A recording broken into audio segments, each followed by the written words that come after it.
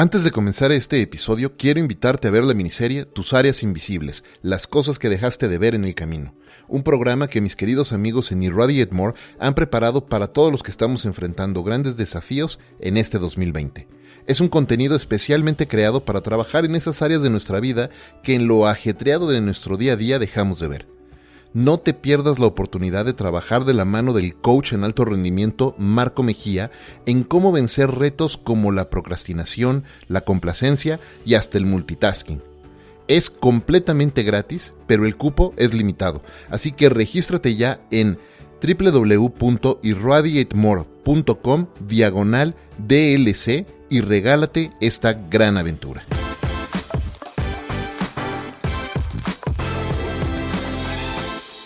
I do try to have kind of my legacy in mind. I know that, for a long time, I felt very quiet about some things. I wasn't as outspoken about some things as I am now. And now I recognize that certainly is that was a position of privilege that I had. And while, I wouldn't change it, I would just understand that, everything is a choice. And make sure that you're intentional about those choices that you make. Because if you're not, right, even not making a choice is a choice. And that would be a big reminder to me. Bienvenidos a Entre Mentores DLC. Yo soy Efraín Mendicuti y he creado este espacio para conversar con distintos líderes de pensamiento, negocios, educación y cultura en todo el mundo sobre su trayectoria, sus lecciones y sus mejores prácticas y compartir con todos nosotros su pensamiento, estrategias y recomendaciones para hacer en nuestras vidas de lo cotidiano algo extraordinario. Esto es Entre Mentores DLC.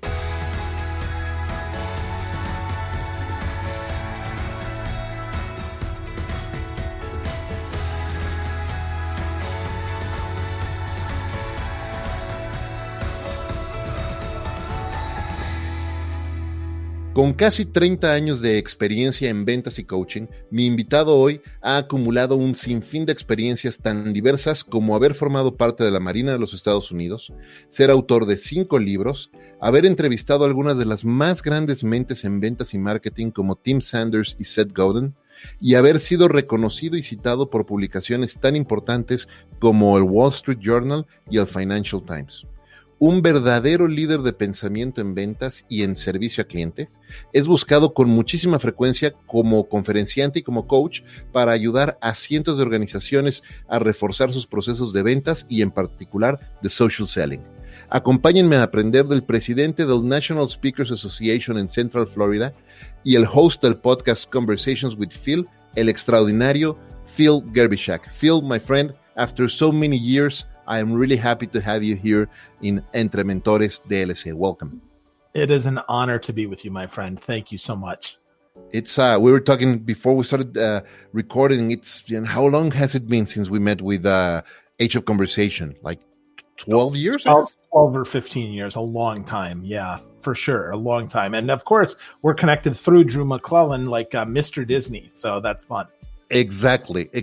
So, it's been 12 years, and since then, and way before that, you've walked a very interesting path, and it has led you to do amazing things with your work. So, before we dive into what you're doing today, why don't we start from the beginning and you share a little about yourself? What's your experience? What's your history? The path that you walked that has brought you to this point in life. Sure. Well, I think it's instructive to start way back, right, to your point. I graduated high school in 1992 from a town of 996 people, a little place called Crivitz, Wisconsin. I left, there's 984 people left in the town, so I took 11 with me. Little town. I my guidance counselor told me I'd work at the gas station the rest of my life, but I went in the Navy out of high school, and I thought the internet was totally fake, my friend. We were at 9600 baud. I was delivering email by hand. It was incredibly slow. Got out of the Navy. I spent 4 years funny enough, went to boot camp in Orlando, went to school in Pensacola, learned to deliver email by hand for the other NSA, the ones who listen, the National Security Agency. So I did that, for 4 years. When I got out of school, went to school to be a teacher. I thought teaching was going to be my vocation. I got bored, but the internet was very real. I started developing websites. My first website was all about the 80s, and I found the power of connection and conversation then, all about the 80s. So my 80s cafe website, my 80s guy on Angel Fire. Funny enough, it's still online because I don't know the password and I have no idea what email address it's connected to. I did that. And again, right, guest books were initial social media. Well, then, we fast forward a little bit, did some sales jobs, was a stockbroker. And when 9/11 happened, I went into IT. I thought, okay, well, this might be work, right? Because that's what I did before in the Navy. Okay, well, sales kind of sucked with stockbroker because 9/11 happened, decimated the market. So I did that for 10 years. But in the middle of that, I found this thing called a blog. I found this thing called a podcast. I found this Twitter thing. I found this LinkedIn thing. I found MySpace and Plurk and all these different places to talk to people, to have conversations with smart people like you. And I was like, wow, this is great. Because again, coming from a town of 996 people, I expected my audience was going to be, right, maybe 100 people. And then I found this crazy thing. And at the time, it wasn't even called social media. It was Web 2.0, which meant, right, read, write web, and the fact people could converse back and forth. And so in 2008, when I gave my 2-year notice in corporate America, I didn't think social media was going to be my jam because it still wasn't taken over. I thought it was going to be leadership. I had a leadership blog, and the Age of Conversation, I wrote a piece called "I'm a Marketer," an accidental marketer. I didn't do it on purpose, but I recognized I'm a storyteller. I share things, and now when I realize it, what I really should have wrote is I'm a salesman, because that's really what I do. And even, so all through that, right, I in 2010, I left. I thought it was going to be leadership training, leadership coaching, leadership consulting.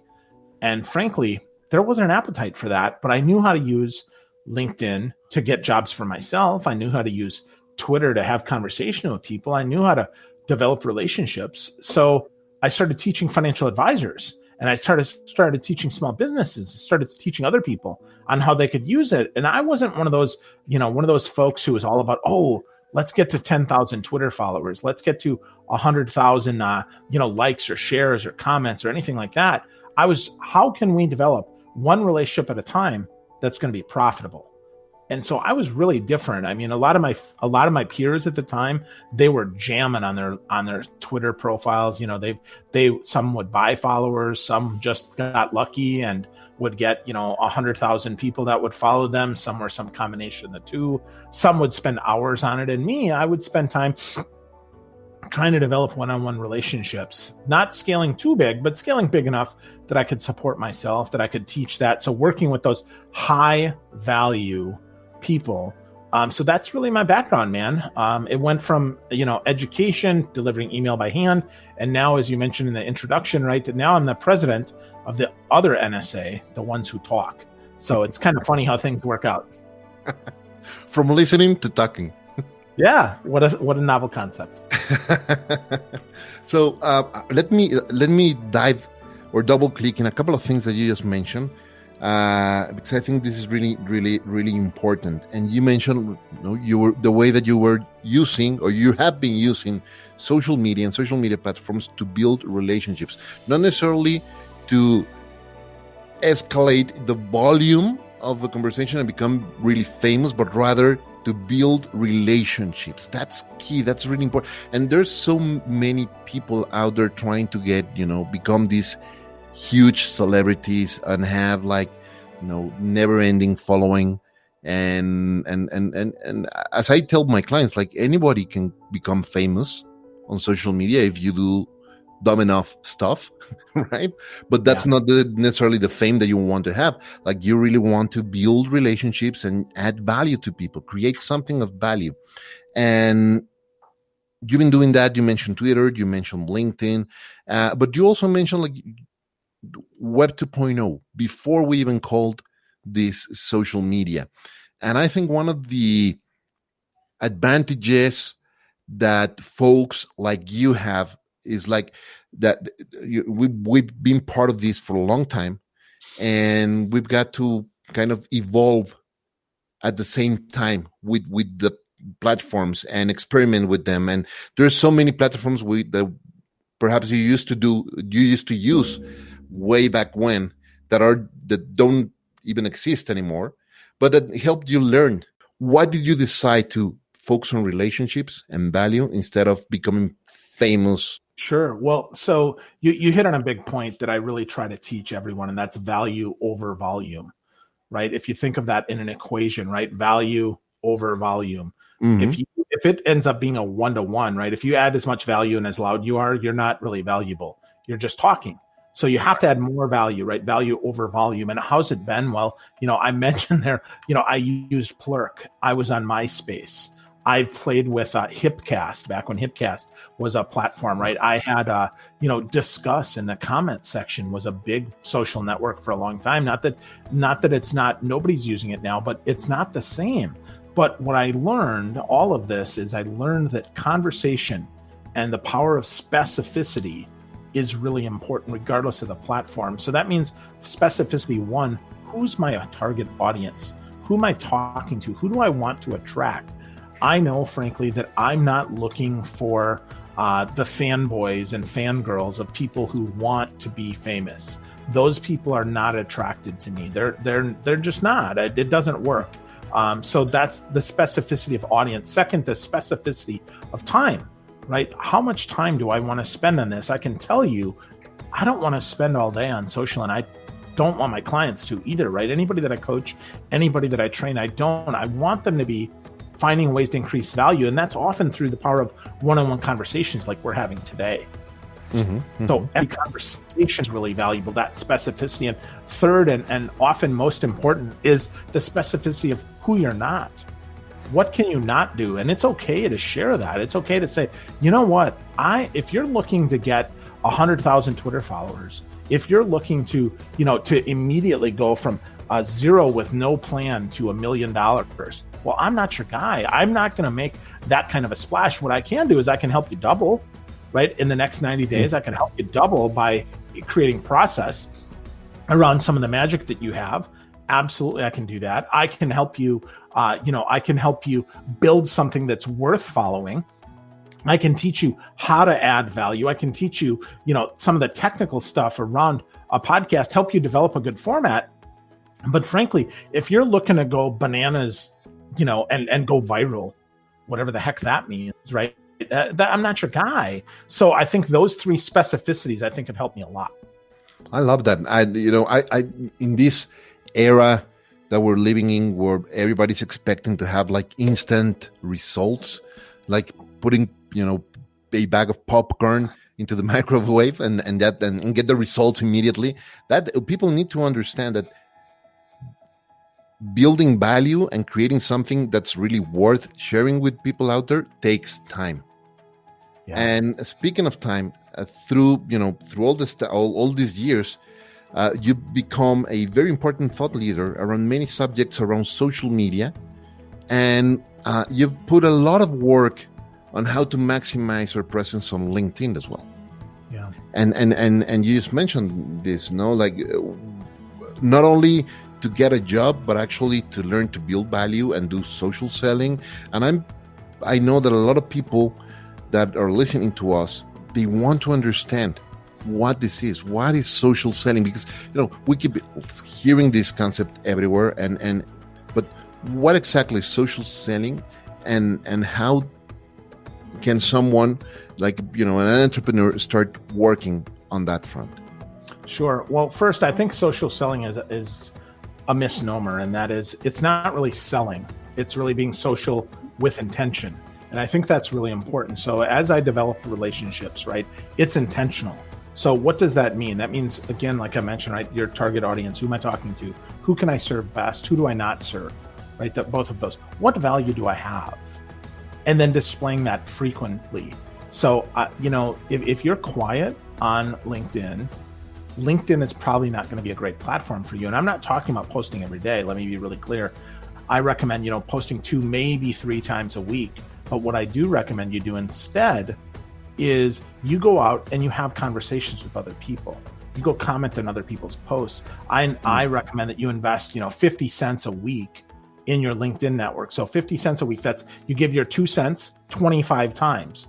That's 5 times a day for 5 days a week. Now you could invest more for sure. If you find better conversations, absolutely invest more. But if I'm not leaving at least 25 comments a week, I'm not adding enough value to my network.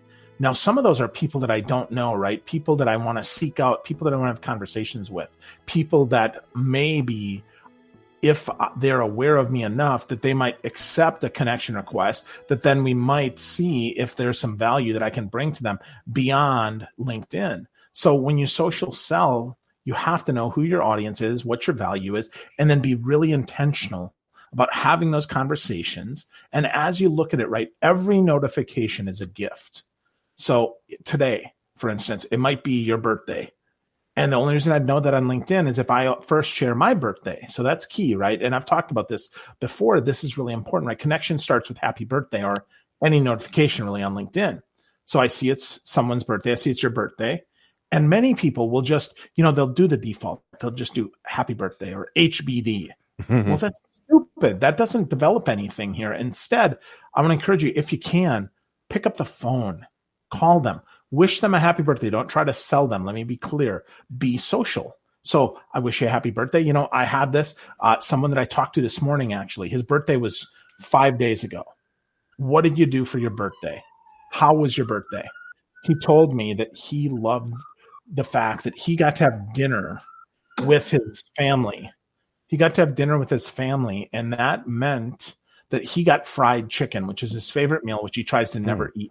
So I want you to think about that, right? I've got this information. I know he had fried chicken. Now, he also told me he's going on vacation for 2 weeks. Now, if he was an ideal customer, would I waste my time creating this crazy sequence that I just pop him in because we just talked today? Hey, thank you for the follow-up. Hey, when can we get on the calendar next? Hey, when, is this a value to you? No, stop. I just found out that it was his birthday 5 days ago. In a couple of days, he's going on vacation for 2 weeks. So I need to stop all outbound efforts. And then in 2 weeks, my phone call with him is going to be real simple. Hey, how was your vacation? Did you get any more fried chicken on your vacation? What'd you do? Start that up. And then, and by the way, how's work going? And I found out actually, even before he posted to LinkedIn, guess what? He's got a new job starting. So now I recognize, right? I do sales coaching, I do sales training, I do sales consulting. I help people, right, build those systems and processes around sales. Now he's taking a new sales job, and now perhaps we have an opportunity to work together because I know that within the first 90 days, he's going to invest between 70 and 90% of his first year's budget in being successful, all because we had a conversation about his birthday. So that's a great way to social sell, right? What is the notification? I'm not mentioning you on LinkedIn. I'm not messaging you on LinkedIn. I'm not sending you an email. I'm going deeper, richer. I'm having a phone call with you, or I'm doing a Zoom call, and we're talking just about you right now because it's your day. So those notifications, that's what I tell people. Those notifications are a gift. Leverage them well and go as rich as you can in that relationship. I love that. In a moment where everybody's talking about automation of and funnel marketing, and just driving people through the marketing funnel, and automating the whole process, it can become so cold and distant.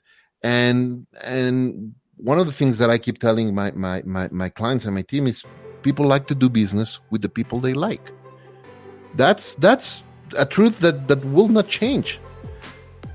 And even in a time like this, where everybody's working virtually and doing a home office, and you can still have very lively relationships and very close relationships, even with the screen in the middle, as long as you care about the person on the other side. Yes, that's the key, right? There's no check the box, paint by numbers way of building a relationship. I mean, my friend, we have been connected for 12 or 13 years. We've never talked. And yet today we're having a super rich conversation like we just talked yesterday. It's interesting, right? Because we care, right? It starts with that. You have to give a crap. It's the social piece of social selling that so many people miss out on. They think it's just check the box. Oh, I need a system for connecting to 100 people. When I get to 100 people, I throw 25 of them my value proposition today and 25 tomorrow and 20, right? I mean, that doesn't work. Slow down. Give a crap about the other person. Again, value over volume. And that starts with care. It starts with listening. It starts with paying attention. It starts with who are they? What are some potential problems? Can I offer them any insight? I really believe that the best way to sell is a combination of relationship, insight, and challenger.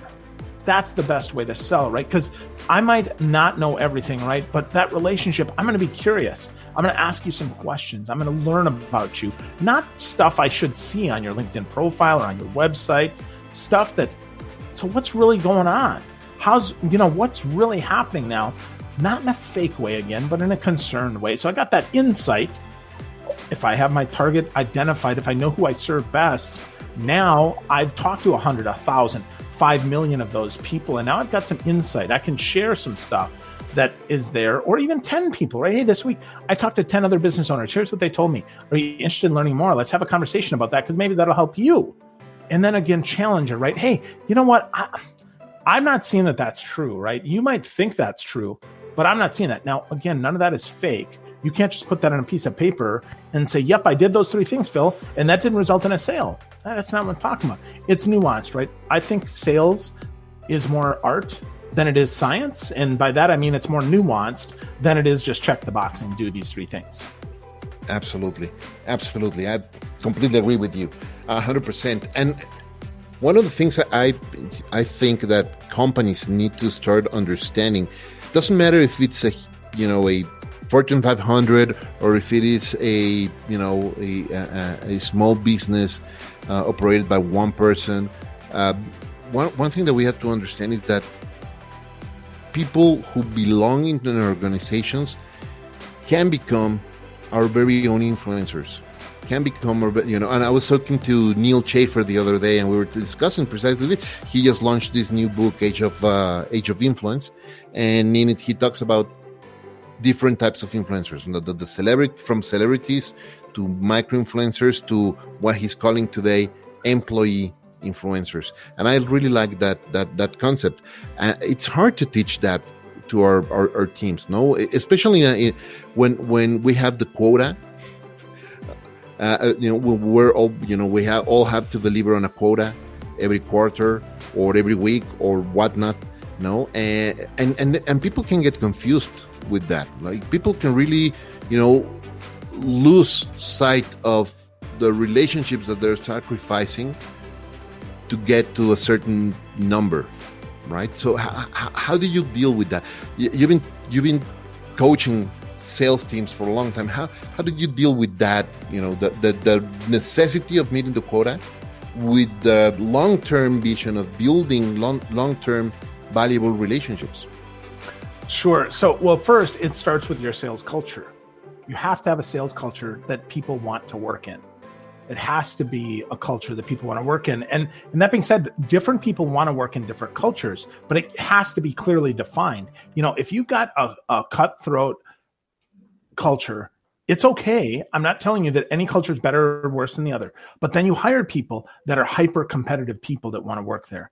If you want a collaborative culture, then you should hire people that work in that type of culture because those are the people that you're going to attract, right? So for me, I have to assess the culture first. So for you and your sales organization, assess your culture first. If you don't have one, you have to figure one out. That's the first thing, right? So what's the culture? Secondly, you have to understand that you have to let your people share their context, right? You don't want them just to share your posts as a company. Here's where so many organizations go wrong, right? I mean, LinkedIn Elevate, the whole idea with Elevate was that they would amplify the employee story or the employer story, right? Because it was proven that, people trust employees more than they trust brands. Now I get that, but what was happening is so many people were just checking the box again and just passing through. And what would happen is the company would post and then the employee would just say, yep, that's good, and post the same exact thing. Well, I can tell you that the feeling of an account executive is not the same as the feeling of a sales development representative, which is not the feeling of an inside sales rep, which is not the feeling of someone in sales ops, which is not the feeling of someone in marketing. There's different context. Not to mention a new person feels different than an experienced person, right? All of those things, there's nuance. So that's the other thing, right? So give them permission. In fact, don't automate that, but encourage them. Hey, you have to actually read the post. If it resonates with you, share it. Tell me why it resonates. Tell me why it matters to you. Tell me how that serves our customers, your customers, the sales team's customers. Really important. So we have that. And then part of that is you have to reward and recognize those that do the right things, even if they don't get the right outcomes. Because often sales is so driven around that quota. You mentioned that. I understand that. And that's important. Don't get me wrong. I'm not sharing this because I'm not telling you quota is important. It is. But what I mean is it's a balance, and it's 80-20. It's 80% focus on quota. Absolutely. But 20%, you have to be replacing those people that aren't working out. So that means your sales team has to be attractive to work with, which means they have to share their context. They have to share why do they give a crap? What part of the culture do they love? What part of the culture do they matters to them the most?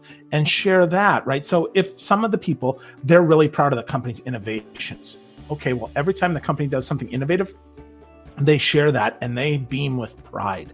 Some folks are really excited because of the collaboration, right? What the rest of the team is doing as there's a new release on that, the collaboration in that's really exciting. For others, it's the philanthropic endeavors of an organization. It could be that you're hiring, right? I'm really excited because I just love to work here. Whatever that is, everybody's got a different context. So encourage them to share that context. And then again, reward and recognize that like you would any other behavior.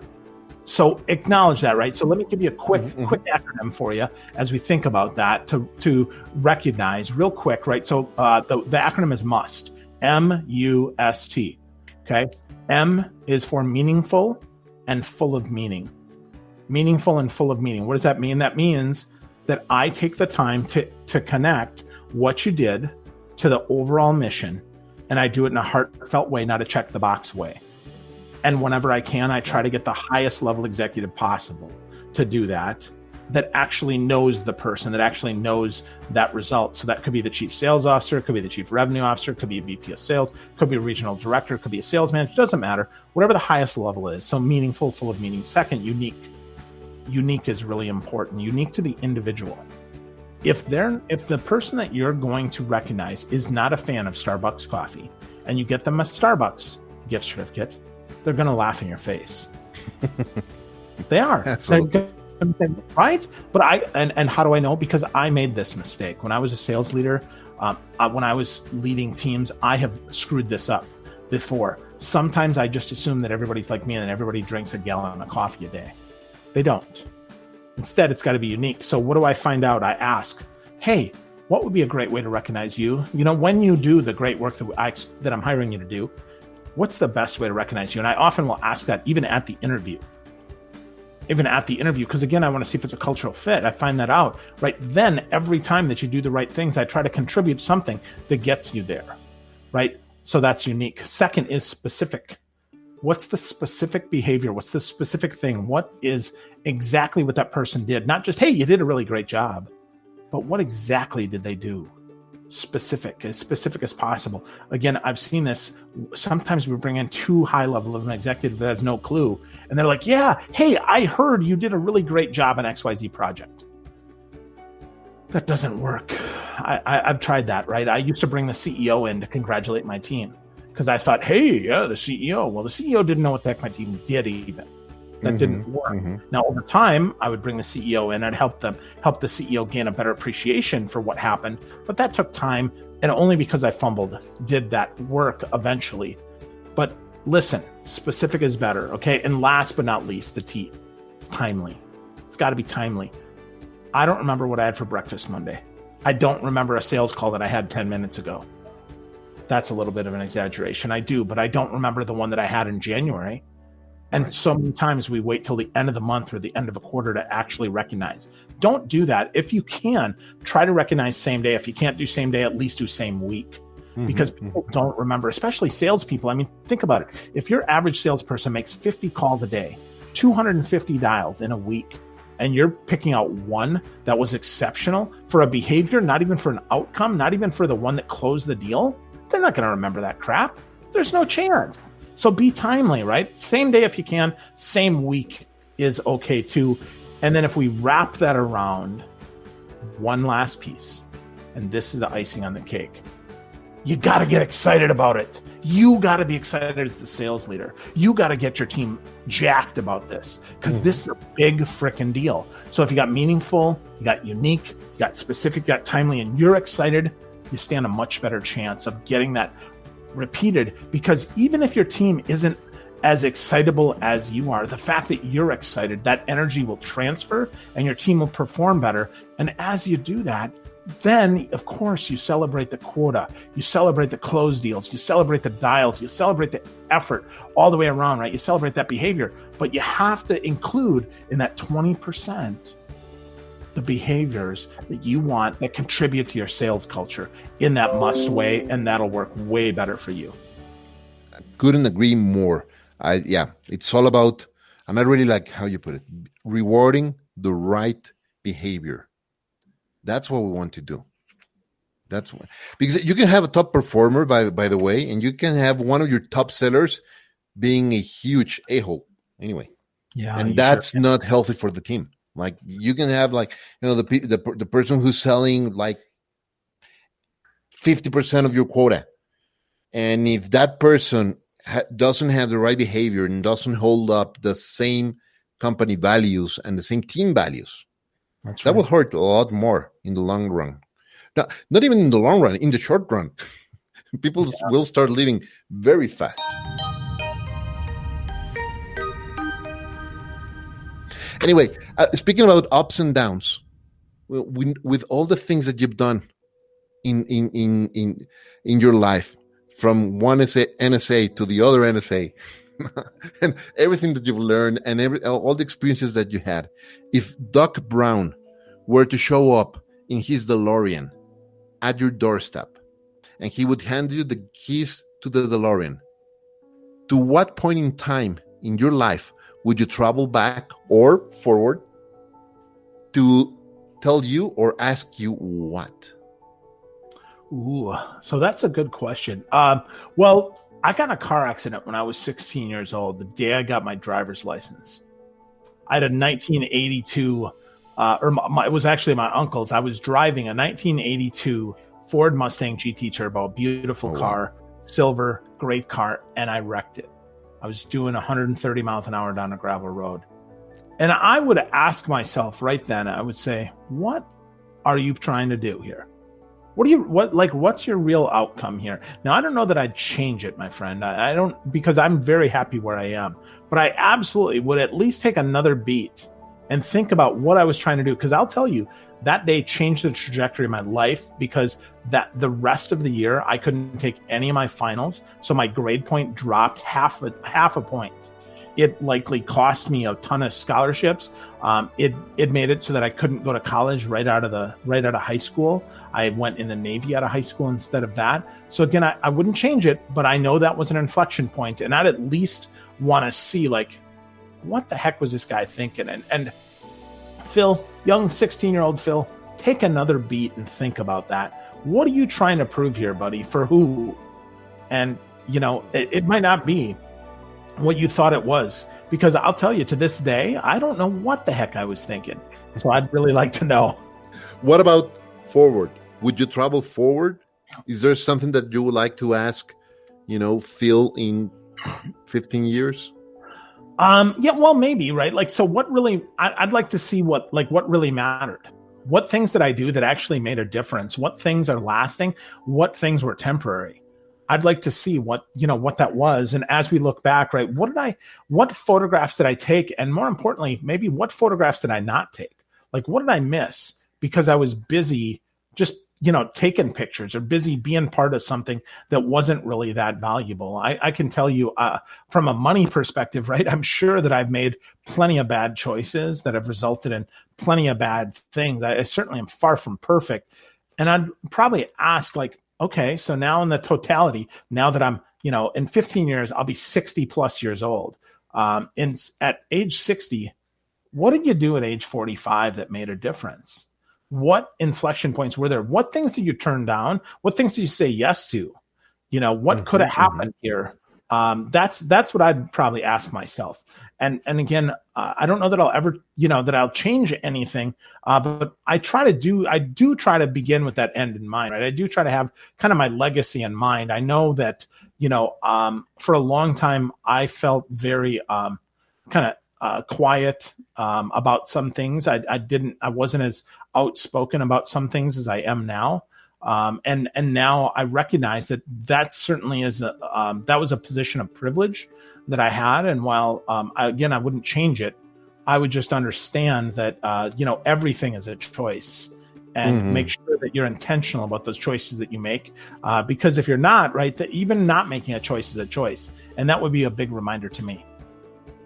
I love hearing that. One of the one exercise that I love doing with the people that I get the privilege to coach and partner up as a coach with them is understanding precisely what you said, their legacy, the legacy that they want to leave in the world. And I call that their shared purpose. And I think it's really important for people to really know what their purpose in life is. Now, I'm not talking about living your passion. I think actually one of the pieces of advice that I don't like is when people tell you, follow your passion. Because a lot of people don't even have they don't have the slightest idea of what their passion is. So what I tell them, it's like, understand your purpose first. And the way that you do that is by understanding, what are your different interests in life? What interests you? What calls your attention? What are your strengths? What are you really good at doing? And what you really enjoy doing? And try to tie those two together and understand, hey, I love doing this and I'm really good at it too. And sometimes that's a great first step. Now, that's not the entire story, right? But at least it's the first step. And then you can try to understand those great strengths and those huge interests that you love doing. How can you tie those in service to others? And if you can understand how those two things can help you serve other people,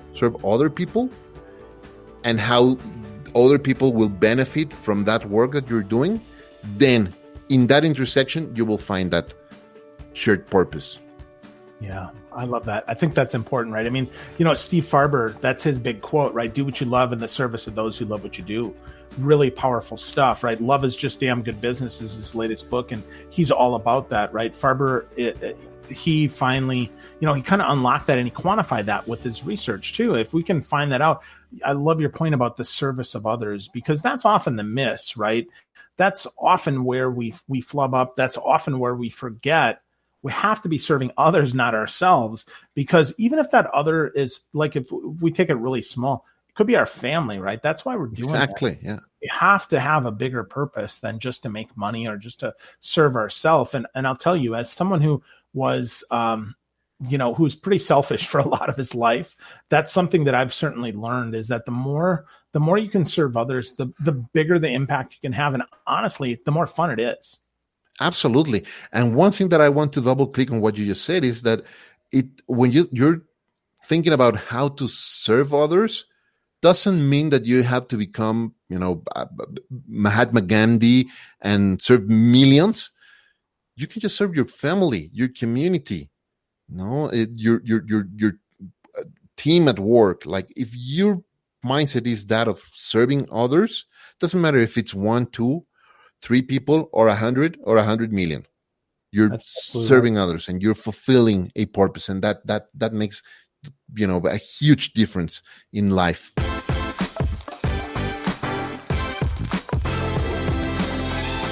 Now, I want to change lanes, Phil, as we are heading into the final lap of the podcast. So I have a theory. We all have our virtual utility belt in life. And the way that we are complementing and building it is by the skills that we acquired and we integrate into our lives as we grow older and as we keep learning. And one of my personal mantra actually is keep learning and keep sharing and stay happy. That's my personal mantra. So I think that every day we have to keep building that utility belt for life.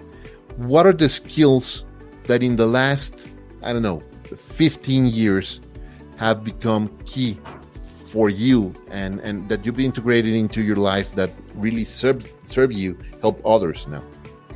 Sure. Well, I've got 3 that I want to talk about. And it's funny that you asked this because my new podcast actually is going to be focused on these 3. And the first one is one that, if you watch me, right, you see, and that's my glasses. Uh-huh. It's the ability to see and the ability to have vision and the ability to help others see things differently that they couldn't see. That's that super sight, if you will. Sometimes it's not perfect, right? Sometimes it's out of focus. I have color deficiency in my vision. So certainly it is not about seeing things perfectly, but it's often about seeing things from the other person's perspective, seeing the other person's vision as well, seeing things in the other person that maybe they didn't see. And then sometimes turning that back in and being introspective and seeing myself in different ways. So that's the first one, is my glasses for sure. The second one is a microphone, a classic microphone. And I say classic because it's values-driven communication. When I think about my microphone, it's so funny. You have a microphone I'll be setting up as well. I have the same one there. But I love the old Elvis microphone that you kind of pull down, that you're a crooner, that you have, because it's classic. It's classic. And those classic values that I learned growing up are very similar to how I am now and how I help others. So that value and the ability to communicate with a strong, confident voice is really important. One that's crystal clear on what matters and that doesn't say too much. And certainly I'm far from perfect at that. I know that sometimes I do say too much, but my goal is always to say just enough that my voice is always impactful. So glasses, that. And then last but not least is the telephone. Doing things differently, right? A lot of people would say, well, Phil, you're a social selling guy. You're a social media guy. You're a digital guy. I am. That's true. But the real power comes in the telephone. The real power comes in what the phone can do for you. It's the power of that connection. I want you to think about the old telephone. Again, think about the old telephone. The old telephone had a long string, a long cord, if you will, that connected people. Classic days, right? In the switchboard, you'd plug from one space to another. And once you had that connection, now you could communicate. So those are the 3 big super tools that I have in my tool belt that I try to cultivate every day. And then if I wrap around those, to your point, learning and sharing are absolutely the final 2. The ability to learn, right, my brain, and the ability to share. One of my mentors is a gentleman by the name of Ron Munz. He founded HDI, which was the Help Desk Institute. And Ron said that his goal every single day was to pick something up, so to learn something new, and to drop something off. That's my goal too, every single day, right? Pick up, drop off, pick up, drop off. Every single day. If I can learn something new and if I can share something with somebody else, my day has been a success. So I wrap those 2 around my other 3 super tools, and that's all I need. So I love what you're saying about, picking something new and sharing something as well every day. And that's a habit. That's kind of, it's a habit. And another theory, or not a theory, a premise that I hold is that for a leader to be as productive and proficient as you are, you need to develop certain routines and acquire certain habits that will help you have high levels of energy to, follow through with all of the things that you want to do and do all the things that you want to do to serve other people out there. So what routines or habits have you integrated into your life besides, learning something new every day?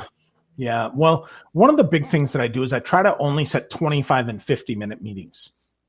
in my Google Calendar, right? Google allows us to set what they call speedy meetings. Mm-hmm. So 25 and 50 is my default. Yes, sometimes I go an hour? Of course I do, right? That's true. And sometimes I go even longer. That's fine. But the default is that. And then inside of that, I live in my calendar, which is why sometimes I miss stuff, to be quite honest with you, because if it's not there, it doesn't happen. So I know that, right? And I'm trying to help that. I'm trying to make that even better, trying to make that even stronger. So that's a big thing for me. My calendar, speeding meetings, and then the power of the week in review. So I look back at my week. What actually did I do? What did I not do? Today, I know before I cut out for the day, I have one article, at least the outline, that I have to get to my business partner so that we can actually move this ball forward. Right? When we launch the company, we want to have at least 5 blog posts, hopefully 10 blog posts. Well, that means I got to carry my end. And so I have to sit down and I have to outline this. So I have time blocked in my calendar that I'm going to do that on. But as I look back at my week, there are some things I didn't do. And I look at that and I say, okay, well, I thought that was really important, but I pushed this off 4 times. It was in my calendar for Monday. It didn't happen Monday. I pushed it Tuesday. It didn't happen Tuesday. Didn't happen Wednesday. I skipped Thursday because I had way too much going on. I put it on again today and it still didn't happen. So I looked at that and I said, okay, well, I pushed it 4 times. Clearly it's not as important as I thought it was. I have to give that up. And sometimes that means I have to delegate, right? Sometimes that means I have to pay somebody else to do it. And sometimes it means I have to quit. In this example, I actually had to quit. I had to tell someone, you know what? I know we were working on a project together. I just don't have the energy to do it. And I'm probably not going to have the energy to do it for another 90 days. So if you can handle the fact that I'm going to have to kick this out to January, that's great. And if not, I totally understand. So, right, that week in review is helping me because I looked at that and I said, I kicked this down the curb 3 times. Now the 4th time I still didn't do it. Clearly it's not that important. Either delegate it, right? Delete it, or just kill it, right? Just die. It's not worth doing. And I hate that. I hate doing that because when I give you my word, I want to be able to do it. And sometimes other things take more energy. And that week in review helps me understand that and be honest with myself and say, holy cow, this is going to take me a lot more energy than I thought I had.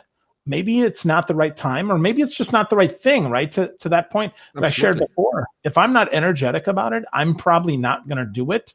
And I might have great activation energy, but I might not have any completion energy.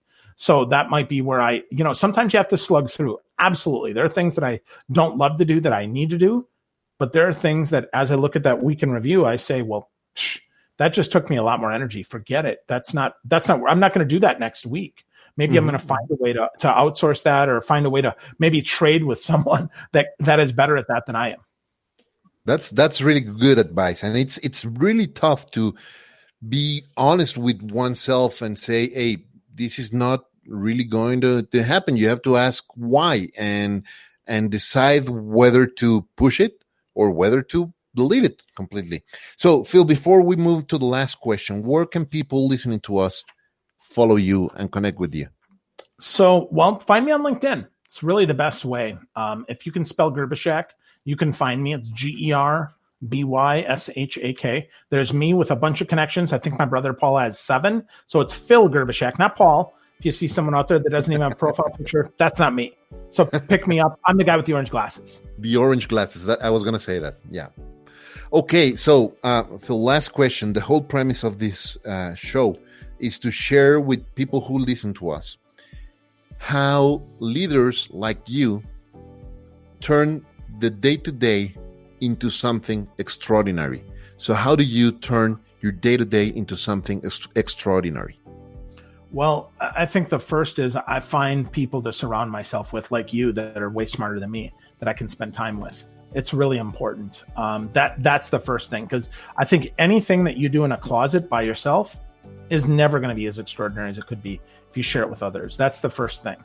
The second thing that I do to turn things into something extraordinary is I do my absolute best to record things in as rich of medium as possible so that it's reusable for later. So even if I have a quick meeting with someone, I do my best to record it, because sometimes I say something smart and I want to refer back to that. And then I can turn that into something more extraordinary because, again, I get somebody else involved. So I had a quick coaching call yesterday with someone, I recorded it, I give it back to her, and she's already putting it into practice because she already got what we are talking about in her hands. So speed, right? That helps as well. Again, as rich a media as possible. And then I think the last way that I turn it into something extraordinary is I let it go and I don't worry about it. Like I create it and then I let it go and I don't stress about it. It's not to say I don't promote it. It's not to say I don't share it, but it is to say I detach myself from the outcome. Because it's not up to me to decide if something is extraordinary. It's up to somebody else, right? It's up to somebody else. And sometimes, I actually closed some business this week. Someone that I met 15 years ago, circled back 15 years later. He knew me in a totally different lifetime, who said, yep, we need to work together. That's pretty cool. So I let that go, right? It was a relationship. I've stayed in touch. I've poured in. In fact, even as he was kind of interviewing me to hire me, I still was giving him even more value that he could have gotten. But he realized, oh my gosh, like if Phil's going to pour this much value into me and I'm not paying him anything, how much more value could he put in that? But I detached myself from that outcome. I wasn't doing it with the intention of ever having him as a coaching client. He asked me questions. I added value to him like I do to everybody who is there, right? Who is out there, who wants to stay in touch. He wasn't, on my top 100 list of people that I pinged even every month, but once or twice a year, I would, I'd see him, I'd share some stuff with him. He clearly watched a lot of the stuff I do. I had no idea. He never commented on a single one of my Facebook lives, my Instagram lives, on my LinkedIn lives, any of those or any other videos, but he was watching. That's pretty cool. But I detach myself from the outcome. So that's how I turn it into something extraordinary. I hope that helps. It helps a lot indeed. Thank you very much, my friend, for sharing so many nuggets of wisdom today here with us. I love that we finally got to, sit down and chat after 12 years or so. I really look forward to doing this again. I'm pretty sure that we could spend like 10 hours just learning and learning from you. So thank you very much. Before we go, I want to acknowledge you for the amazing work that you are doing. Like you're a client now. I often watch your streamings. One that I really loved is one with a common friend that we have with Chris Brogan. So great. It's always great to see you and Chris just exchange points of view. So thank you very much. I really look forward to seeing you soon. When I'm up in Florida, I will make sure to look you up. Fantastic. I can't wait, my friend. Take care, my friend. Thank you very much.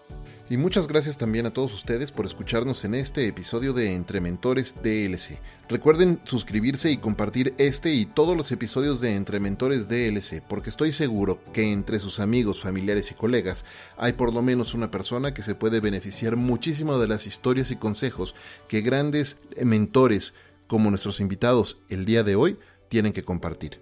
Muchas gracias también a Ricolto Café, el mejor café de México, por acompañarme en esta aventura de vida todos los días. Yo soy Efraín Mendicuti y esto es Entre Mentores DLC. Hasta la próxima.